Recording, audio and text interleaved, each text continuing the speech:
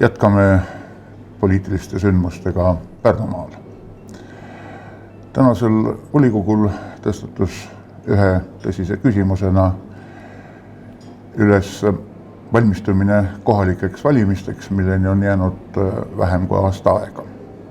Isamaa fraktsioon esitas täna eelnõu, mille kohaselt valimistele minnakse Pärnu linnas vastu 2 valimisringkonnaga. 2 valimisringkonda olid ka eelmine kord 2017. aastal. Me teame ka seda, et ametis olev linnapea Roman Kosenkranius on öelnud, et tema isiklikult 2 valimisringkonda ei poolda. Kusjuures meile tuletuseks olgu öeldud, et 1 valimisringkonna moodustas niinimetatud ajalooline tuumik Pärnu ja 2 valimisringkonna Pärnuga liidetud osavallad Paikuse, Audru ja Tõstamaa. Meiega on liitunud Pärnu linnavolikogu liige Siim Suursild. Siim, mis nüüd nende valimisringkondadega lahti on? Miks oli vaja praegu tulla välja selle eelnõuga? Aitäh küsimust, et kõigepealt täpsustan, et lisaks Isamaa fraktsioonile anti eelnõu üle ka Reformierakond, sama eelnõu ja sotsiaaldemokraadist volikogu liige. Aga miks seda nüüd teha on see, et aasta lõpp või õigemini järgmise aasta algus läheneb. 1. jaanuari seisuga loetakse üle elanike arvud kohalikus omavalitsuses, kus saab selgeks ka valijate hulk ja on võimalik hakata atra seadma siis järgmisteks valimisteks, et kui palju elab nii keskuslinnas Pärnus kui endistes osavallades inimesi, et enne valimisi asi oleks selge, et kas jätkub 2 ringkonnas valimised või 1 ringkonnas. Kuna küsimus täna minul on esitatud, siis maaringkonna esindajal on see äärmiselt tähtis, et elanike hääl hajaasustuspiirkonnaks jõuaks jätkuvalt ja oleks esindatud Pärnu linna volikogus. Kas on karta, et kui peaks minema 1 valimisringkonnaga, et siis jäävad Paikuse, Tõstamaa ja Audru inimesed lausa hääletuks? No kindlasti mitte nii ei arva, aga see on nagu üks osa suuremast.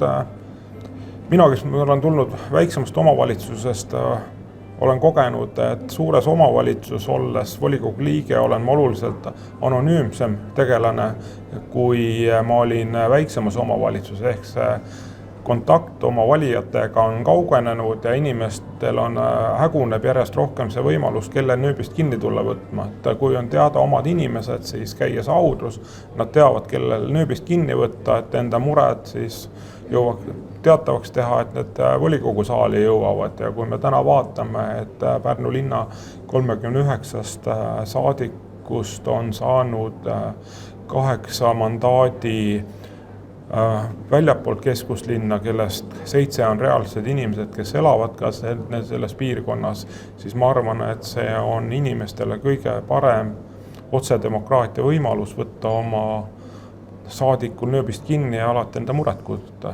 Ja miks mitte seda võib-olla isegi linna poole laiendada tulevikus. Ja viimane küsimus. Praegu on võimukoalitsioonil siiski selline jõudude seis, et nad põhimõtteliselt võivad teerulliga sellest eelnõust ka üle sõita. Ütleme, kui me püüame natukene vaadata, mis võib sellest eelnõust saada, et mis siis? Et eks kindlasti täna ongi selline olukord kahjuks tekkinud, et nõndanimetatud teistest ringkonnast mandaadi saanud inimestest 8-6 istub opositsioonipingis ja 2 on koalitsiooni pool. Et ma arvan, et need inimesed, kes kandideerivad väljapoolt keskuslinna, nende võimalus saada kokku selline häälte arv, et osutuks valitud Pärnu linna volikogusse ja kindlasti väiksemaks. Seda, et ühtki inimest maapiirkonnast volikogusse ei jõuaks, seda ma ei usu küll, aga lisaks sellele, et olla lihtsalt volikogu liige, sõltub milline on nende hääl ja mõjuvõim seal volikogus, et milline kaal on häälel. et karta on, et täna kummalgi võimul oleval volikogu partneril siis nii Keskerakonnal kui valimisliidul ei ole täna ühtki esindajat teisest ringkonnast ja see on ilmselgelt nende poliitiline huvi, et laiendada linnapea mõjuvõimu mõlemasse valimisringkonda.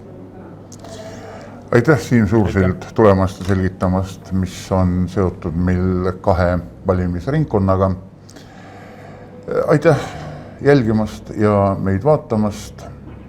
Olgem mõttelaadilt positiivsed ja testide poolest negatiivsed. Hoidkem ennast ja kohtumiseni. Eesti uudistele Kalev Vilgats. Aitäh!